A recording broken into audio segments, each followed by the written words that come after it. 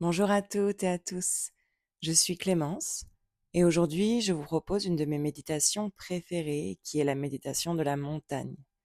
Elle est parfaite quand vous avez besoin de vous recentrer et de vous sentir un peu plus ancré.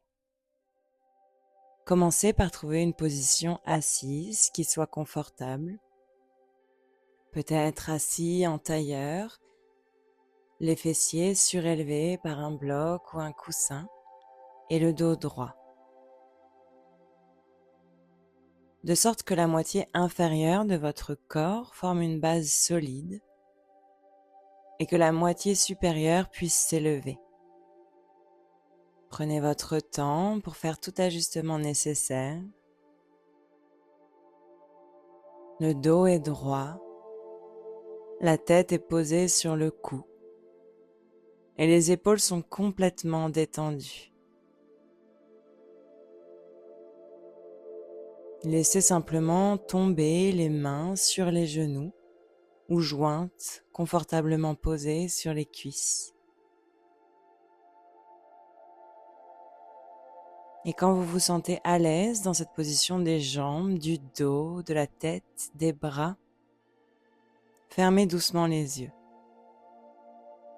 et dirigez votre attention sur votre respiration.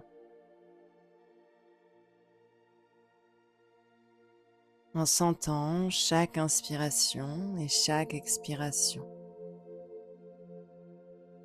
Sans chercher à forcer le souffle ou à modifier votre souffle.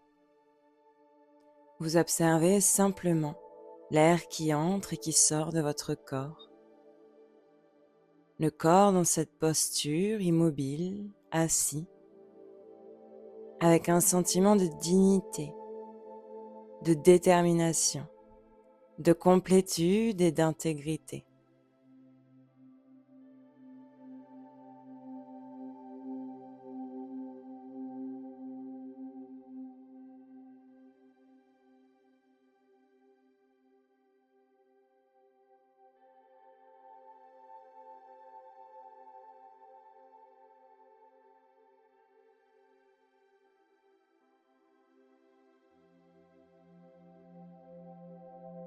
À présent, amenez à votre esprit la montagne la plus belle que vous connaissiez, que vous ayez vue ou que vous puissiez imaginer.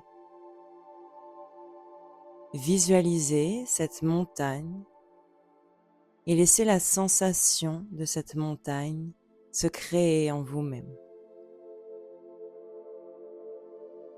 Vous laissez cette image devenir de plus en plus nette.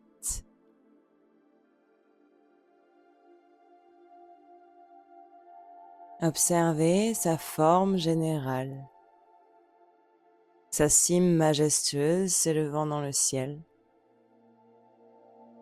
sa large base ancrée dans le roc de la croûte terrestre, ses versants légèrement abrupts ou pentus.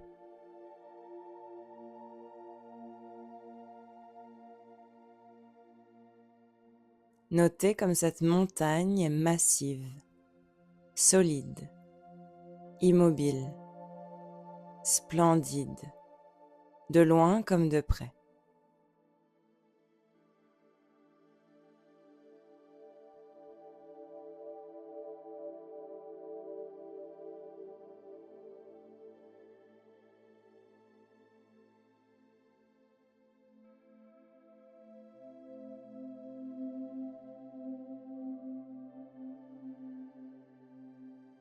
Peut-être y a-t-il de la neige au sommet ou des arbres à la base de votre montagne. Peut-être voyez-vous une cime imposante, plusieurs cimes ou même un haut plateau.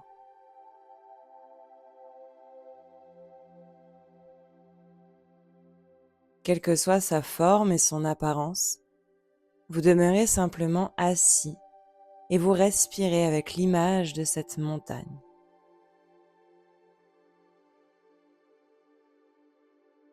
Vous observez et vous notez ces particularités.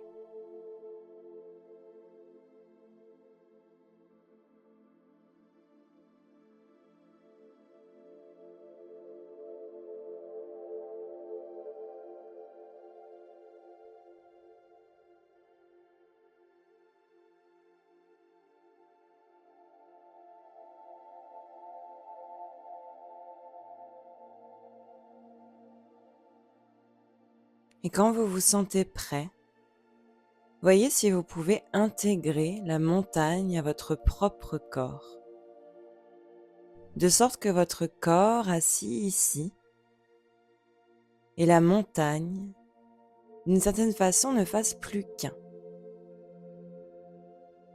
De sorte qu'assis ici, vous partagez la massivité, l'immobilité et la majesté de la montagne.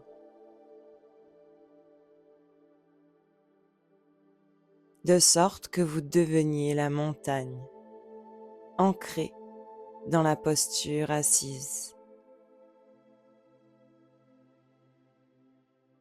Votre tête devient la cime majestueuse, soutenue par le reste du corps et offrant une vue panoramique. Vos épaules et vos bras sont les versants de la montagne. Vos fessiers et vos jambes, le socle solide, enraciné dans le coussin ou dans le sol. Vous éprouvez dans votre corps une sensation d'élévation puisée au plus profond de votre bassin et de votre colonne vertébrale.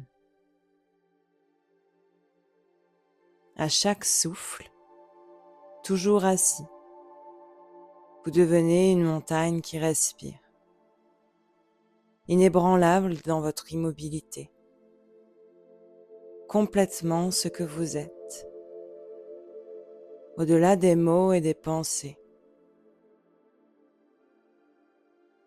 Une présence centrée, enracinée, immobile.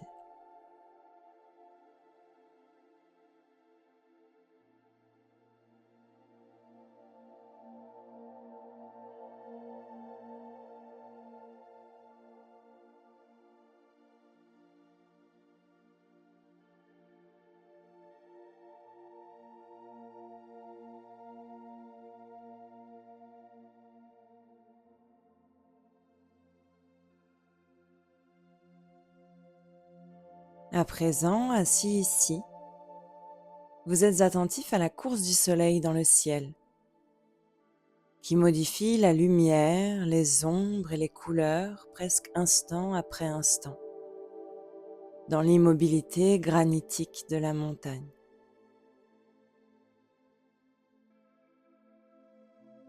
La nuit succède au jour, et le jour à la nuit. La voûte étoilée, la lune, puis le soleil. Peu importe, la montagne reste simplement assise, expérimente le changement en chaque instant, change constamment en demeurant toujours la même.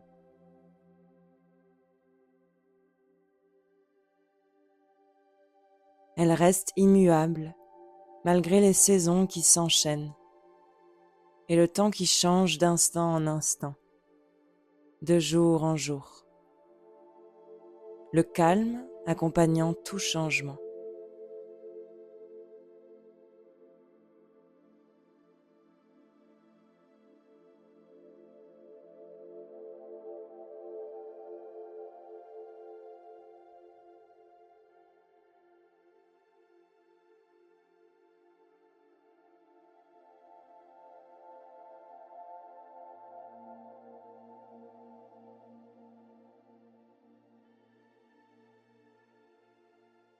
En été, il n'y a pas de neige sur la montagne, hormis peut-être sur les cimes, dans les crevasses, qui ne sont pas directement exposées au soleil.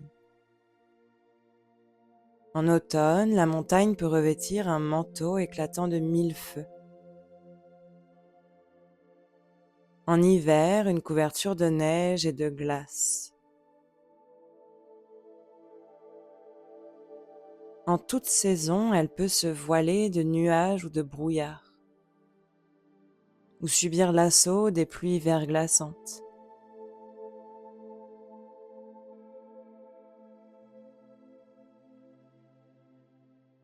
Les gens peuvent venir voir la montagne et s'extasier sur sa beauté, ou bien regretter qu'il y ait trop de nuages, trop de pluie ou de brouillard, qu'il y fasse trop sombre. Rien de tout cela n'affecte la montagne, qui en toutes circonstances demeure essentiellement elle-même.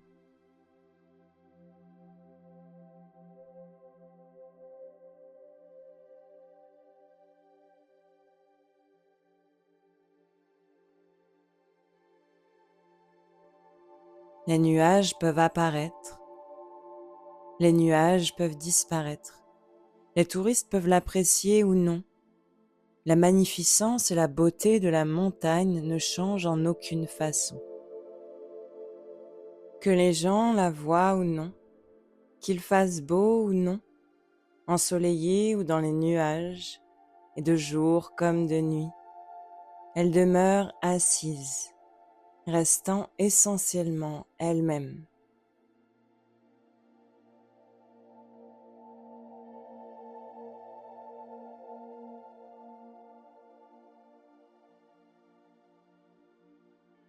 Parfois, la montagne essuie de violentes tempêtes, de la neige, de la pluie et des vents d'une force incroyable. Qu'importe, elle est assise.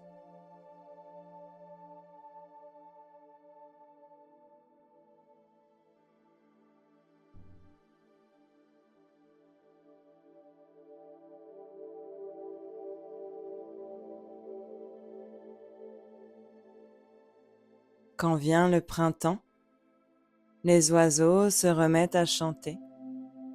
Les feuilles sont de retour, les fleurs éclosent dans les prairies d'altitude. La neige fond et fait déborder les ruisseaux. Qu'importe, la montagne est toujours assise, insensible au temps, à ce qui se passe en surface, au monde des apparences.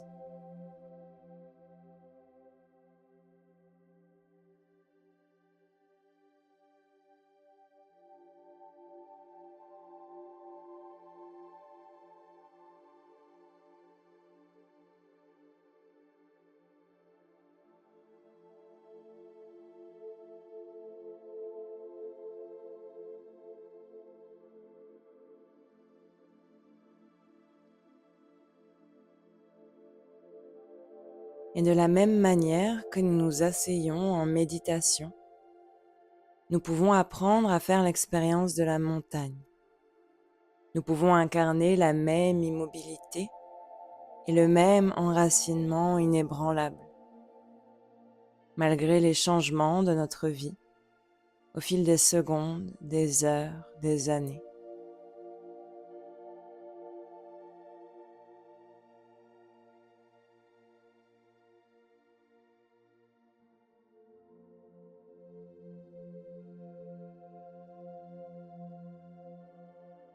Nous faisons constamment l'expérience du changement dans le mental, dans le corps et dans le monde extérieur.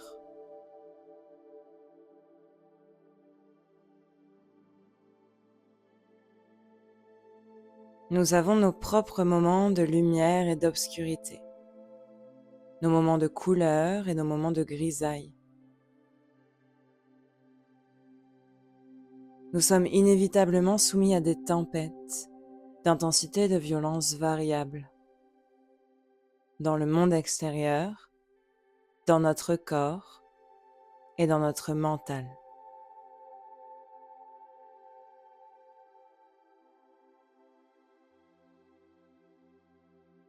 Aux prises avec les vents, le froid et la pluie, nous traversons des périodes de souffrance, mais également des périodes de joie et d'élévation,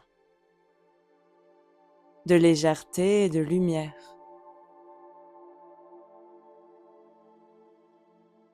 Même notre apparence change constamment, expérimentant son propre temps.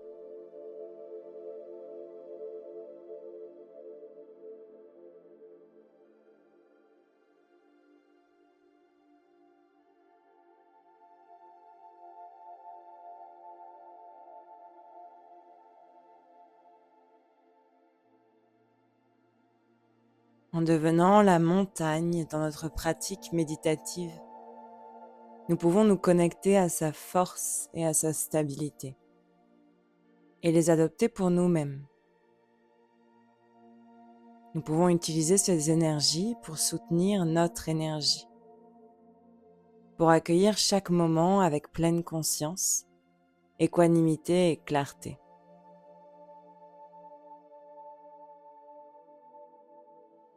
Il peut être utile de voir nos pensées, nos sensations, nos préoccupations, nos tempêtes et nos crises émotionnelles comme le climat de la montagne.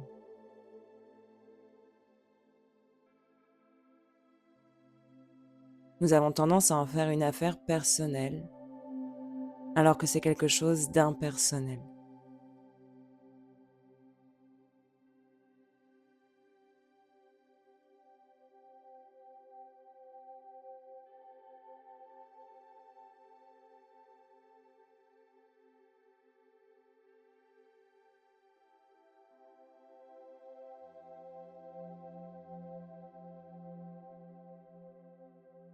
La météo de notre vie n'a pas à être ignorée ou niée.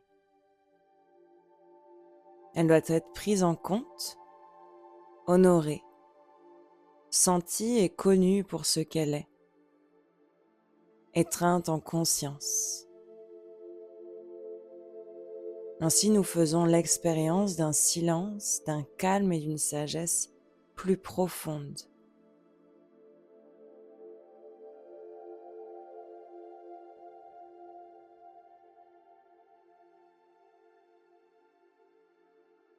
Les montagnes ont ceci à nous enseigner, et bien plus si nous savons écouter.